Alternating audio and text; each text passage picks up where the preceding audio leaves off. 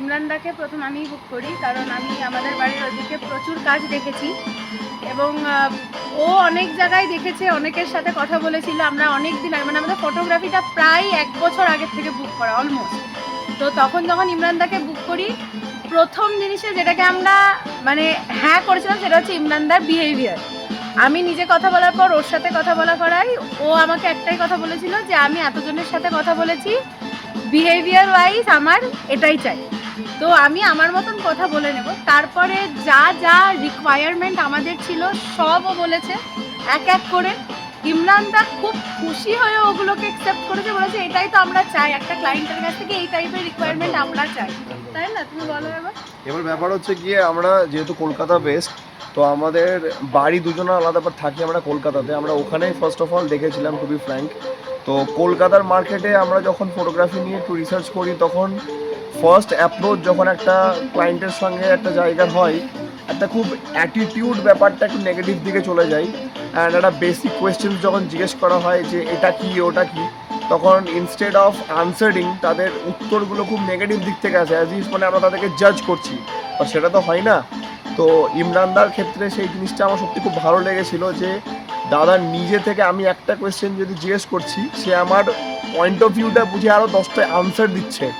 তো ওই জিনিসটা ডেফিনেটলি আমার খুব ভালো লেগেছে। ইভেন আমি একটা এক্সাম্পল দিই, মানে একটা ফটোগ্রাফির লাইনে মানে র files is a very important thing, ঠিক আছে? এবার সেই জিনিসটা আমি জানি সবাই চট করে দিতে চাই না, বাট ইমরানদাকে আমি রিকোয়েস্ট করেছিলাম যে দাদা এমনি এমনি ব্যাপার, আমার সব র ফাইলস চাই, তোমরা তোমাদের দিক থেকে আউটপুট দেবে আমি জানি, বাট আমার চাই এটা। আমি এক্সপেক্ট করেছিলাম হয়তো হতেও পারে নাও হতে পারে, এটা 50-50%, তাই না? এটা সবাই কেউ দেয় না, বাট দাদা অন স্পট এগ্রি করে সেই জিনিসটাতে। অ্যান্ড যারা টিম আমাদের সঙ্গে কাজ করছে জেনুইনলি আমার তাদের ব্যবহার সত্যি খুব ভালো লেগেছে। অ্যান্ড যথেষ্ট কোঅপারেটিভ, ফাইলস দেওয়া থেকে শুরু করে একটা অ্যাটমসফিয়ার অ্যাম্বিয়েন্স যদি ভালো লাগা না হয়, তাহলে কাজটাও ফ্র্যাঙ্কলি করা যায় না, ঠিক আছে?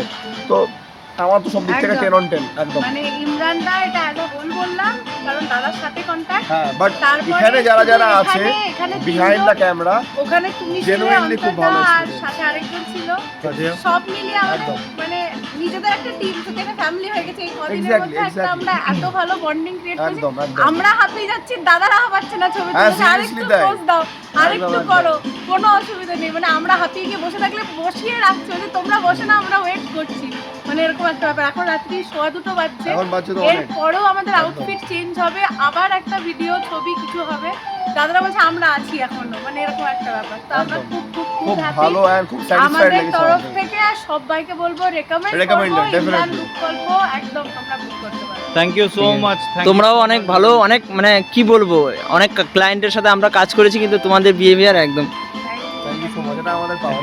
ঠিক আছে, থ্যাংক ইউ।